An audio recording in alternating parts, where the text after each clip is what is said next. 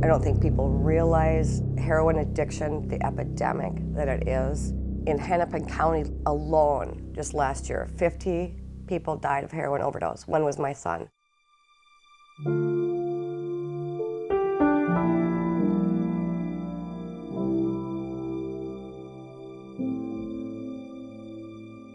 Did I ever, in my wildest nightmare, think that my bright 3-year-old kid that was the happiest, you know, he was good in school and all that, did I ever think that that's my son's gonna grow up to be a heroin addict? Did he ever think that? Don't ever say it can't be my child, because it can be, and it, God forbid. No one wants to live that life, that gut-wrenching, every day wondering, is this gonna be the day I get the phone call or the police knock on my door?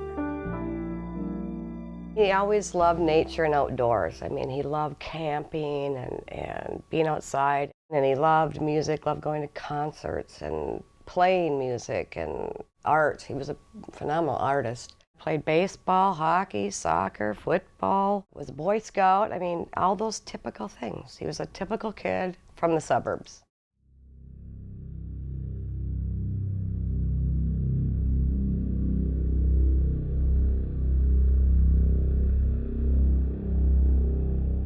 I mean, he was an adult at that time, and we were sitting out at the picnic table. It was in the summertime, and he was with his girlfriend, and she said, "You have to tell your mom." And he said, "Mom, I'm a heroin addict." And I dropped to my knees. I was shocked.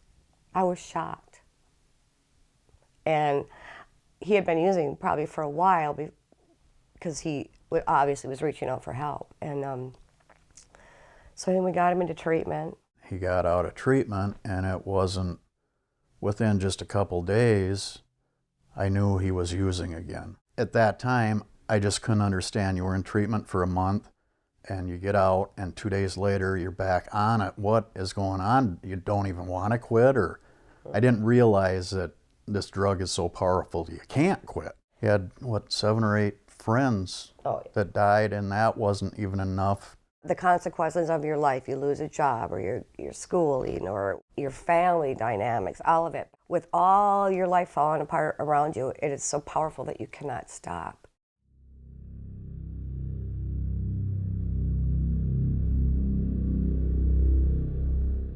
A friend had given him an Oxycontin and he liked the way it felt, and then they got really expensive and heroin was cheap. I mean, you ask every question because you want an answer. You just want, okay, this is why. He said, "Mom, I tried it, I liked it, and I have an addictive personality, and that's how it came about."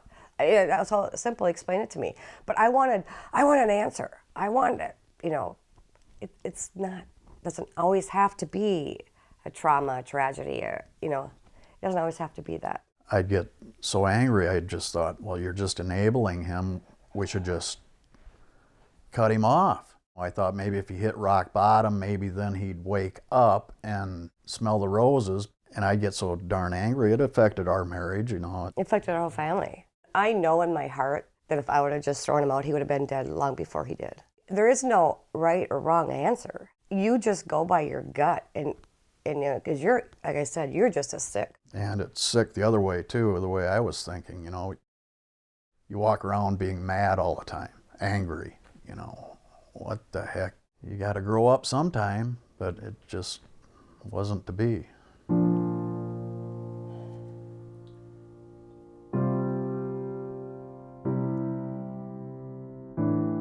I could see that he was getting sicker and sicker and sicker. He just hated his life. He hated being an addict. He hated it. He wanted sobriety so badly. The whole time Garrett was sick, I was sick too. You know, I'm still kind of, you do things, I mean, even as a mother, all you're doing is trying to keep your child alive. That's all you're doing. And you're just going day by day. Is he going to live another day? That's what I kept on saying. God, let him live another day to get to treatment, to get better. When you are a mother or a parent of an addict, people have the stigma of, oh, you must have been a bad parent or whatever. People just have the stigma. They have no idea that this affects everybody. The pain and the suffering that he went through and every addict goes through is something that we will never, ever comprehend, ever. I know what I felt like as his mother. I can't imagine the physical, mental anguish. It's inconceivable to me. He saved so many people. I just got another call from somebody again the other day. I wouldn't be here if Garrett wouldn't have saved my life. He'd saved so many lives from overdoses, but he couldn't save his own. So if nothing else, maybe I can be his voice to try and continue to do what he was doing. It's the most painful thing that I've ever lived through or ever will, but I know he is at peace and he is not suffering and he's with God. So for that, I'm grateful. So if I have to be his voice, God and him will lead me where I need to go. I believe that.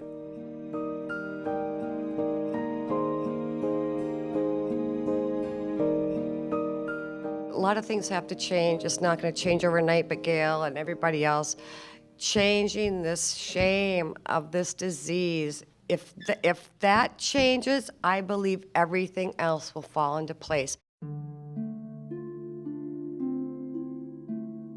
The more I learn about heroin addiction, the more I realize the hold it has on people. And the more time has gone by too, I understand that there's nothing I could have done to help him. I did everything in my power.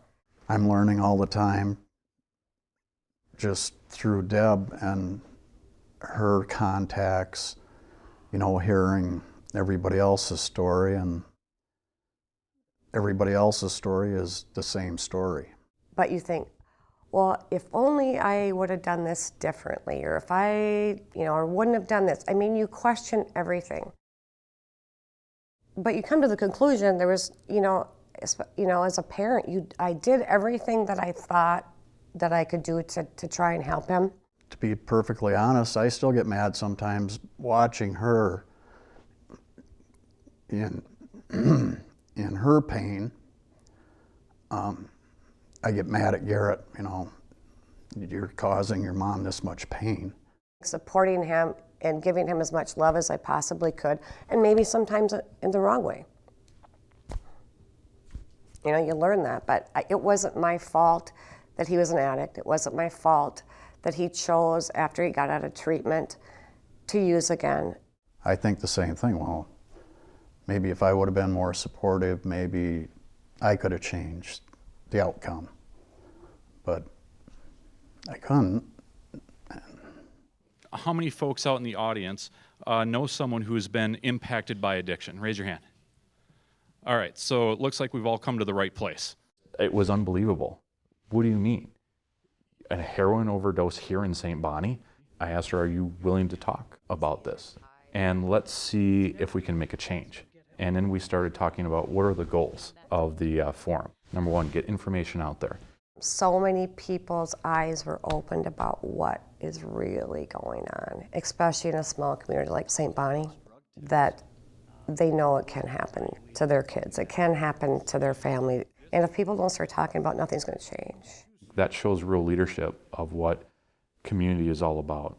It's the partnership of people standing up and saying, look, we've got an issue, and it's important for the community to understand this, and they need this information. Because of the forum, there's been multiple people that have approached me for help, and then they've even told me their story of how addiction has affected their family. They thanked me for the forum. They thought it was incredible that a small town like St. Bonnie would be open to have a forum like this. They thought it was amazing strength of what both Deb and Tom showed.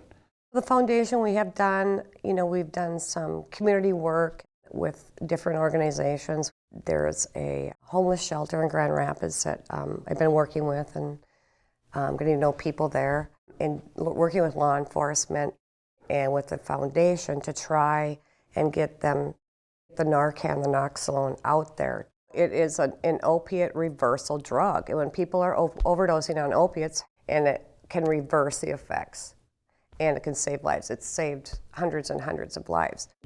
When the kids are growing up, try to be a part of their lives, a close part of their lives, If you notice things changing in their demeanor or lifestyle, it may be time to take a little more action than what we did. Surround yourself with people that are going to support you, and they don't necessarily have to have lived through the same thing, but I have a lot of support groups online that have lived through what I've lived through.